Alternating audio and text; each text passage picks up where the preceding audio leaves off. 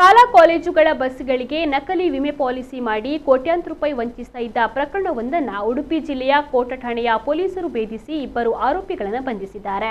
ಸುದ್ದಿಗೋಷ್ಠಿಯಲ್ಲಿ ಎಸ್ಪಿ ಹರಿರಾಮ್ ಶಂಕರ್ ಮಾಹಿತಿಯನ್ನು ನೀಡಿ ಸಾಸ್ತಾನ ಕುಂಚಿಕೆರೆ ರಸ್ತೆಯ ರಾಕೇಶ ಎಸ್ ಮತ್ತು ಶಿರಸಿಯ ಚರಣಬಾಬು ಮೆಸ್ತ ಬಂಧಿತ ಆರೋಪಿಗಳು ನಕಲಿ ವಿಮೆ ಮೂಲಕ ಕೋಟ್ಯಾಂತರ ರೂಪಾಯಿ ಹಣವನ್ನು ವಂಚನೆವೆಸಗಿದ್ದಾರೆ ಅಂತ ಹೇಳಿದರು. 2024ರ ನವೆಂಬರ್ 25ರಂದು ಕೋಟ ಪೊಲೀಸ್ ಠಾಣಾ ವ್ಯಾಪ್ತಿಯ ಹೊಂಬಾಡಿ ಮಂಡಾಡಿ ಗ್ರಾಮದ ಹುಣಸೆಮಕ್ಕಿ ಎಂಬಲ್ಲಿ ಶಾಲಾ ವಾಹನವೊಂದು ರಿಕ್ಷಾಕ್ಕೆ ಡಿಕ್ಕಿ ಹೊಡೆದ ಬಗ್ಗೆ ಪ್ರಕರಣ ದಾಖಲಾಗಿತ್ತು. ಈ ಪ್ರಕರಣ ಕುಂದಾಪುರ ನ್ಯಾಯಾಲಯದಲ್ಲಿ ವಿಚಾರಣೆಯಲ್ಲಿದ್ದು, ರಿಕ್ಷಾದ ಚಾಲಕ ವಿಮಾ ಪರಿಹಾರವಾಗಿ 15,95,000 ರೂಪಾಯಿ ಹಣವನ್ನು ಕೋರಿಕೊಂಡಿದ್ದ. ಈ ಸಂಬಂಧ ವಿಮಾ ಕಂಪನಿಯವರು ಪರಿಶೀಲಿಸಿದಾಗ ಶಾಲಾ ಬಸ್ಸಿನ ವಿಮಾ ಪಾಲಿಸಿಯು ನಕಲಿಯಾಗಿರುವುದು ಗೊತ್ತಾಗಿದೆ. ನಕಲಿ ವಿಮಾ ಪಾಲಿಸಿಯನ್ನು ಸೃಷ್ಟಿಸಿ ಅದನ್ನು ಠಾಣೆಗೆ ಹಾಗೂ ನ್ಯಾಯಾಲಯಕ್ಕೆ ಹಾಜರುಪಡಿಸಿ ಆ ಮೂಲಕ ವಿಮಾ ಕಂಪನಿಗೆ ಮೋಸ ಮಾಡಿರೋದಾಗಿ ರಿಲಯನ್ಸ್ ಜನರಲ್ ಇನ್ಶೂರೆನ್ಸ್ ಕಂಪನಿಯ ಮ್ಯಾನೇಜರ್ ನೀಡಿದ ದೂರಿನಂತೆ ಕೋಟ ಪೊಲೀಸ್ ಠಾಣೆಯಲ್ಲಿ ಪ್ರಕರಣ ದಾಖಲಾಗಿತ್ತು. ಈ ಬಗ್ಗೆ ವಿಶೇಷವಾದ ತಂಡ ತನಿಖೆಯನ್ನು ನಡೆಸಿದಾಗ ಈ ವಂಚನೆ ಪ್ರಕರಣ ಬೆಳಕಿಗೆ ಬಂದಿದೆ.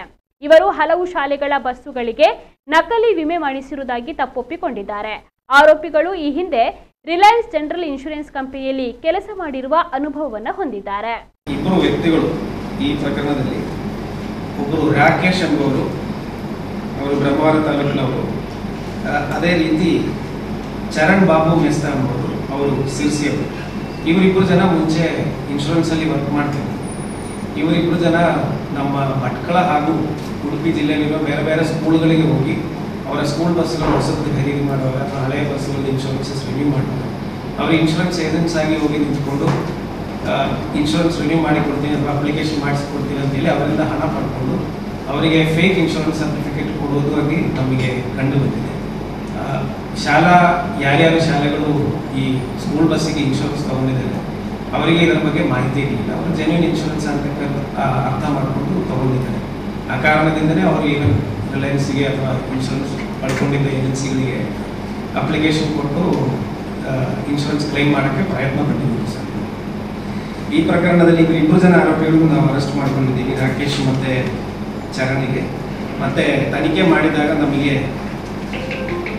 ಸುಮಾರು 29 fake insurance school bus insurances ಒಬ್ಬ ಆರೋಪಿ ಮಾಡಿದ್ದಾರೆ ಅಂತ, 17 ಇನ್ನೊಬ್ಬರು ಮಾಡಿದ್ದಾರೆ ಅಂತ. ಟೋಟಲ್ 46 ಸ್ಕೂಲ್ ಬಸ್ಸುಗಳಿಗೆ, 46ರಿಂದ ಹೆಚ್ಚು ಸ್ಕೂಲ್ ಬಸ್ಸು, ಉಳಿದು ಒಂದು 2-3 ಟಾಟಾ ಏಸ್ಗಳಿವೆ. ಫೇಕ್ ಇನ್ಶೂರೆನ್ಸ್ ಸರ್ಟಿಫಿಕೇಟ್ ಇವರು ಮಾರಿದ್ದ ಅಂತ ನಮಗೆ ಮಾಹಿತಿ ಖಚಿತವಾಗಿದೆ. ಮತ್ತು ಆ ಥರ ಫೇಕ್ ಇನ್ಶೂರೆನ್ಸ್ ಮಾಡೋದು ಹೇಗೆ, ಯಾವ ಕಂಪ್ಯೂಟರಲ್ಲಿ ಮಾಡಿದ್ದಾರೆ ಮತ್ತು ಈ ಥರ ವಸ್ತುಗಳೆಲ್ಲ ನಾವು ಆಲ್ರೆಡಿ ಸೀಸ್ ಮಾಡಿದ್ದೀವಿ. ಸೊ ಇದೇ ಥರ ಇದು ಈಗ ಇವರಿಬ್ಬರಿಗೂ ಮಾಡಿರುವಂಥದ್ದು ನಮಗೆ ತಿಳಿದು ಬಂದಿರೋ ಪ್ರಕಾರ ಸದ್ಯಕ್ಕೆ 46 ಫೇಕ್ ಇನ್ಶೂರೆನ್ಸಸ್ ಮಾಡಿದ್ದಾರೆ.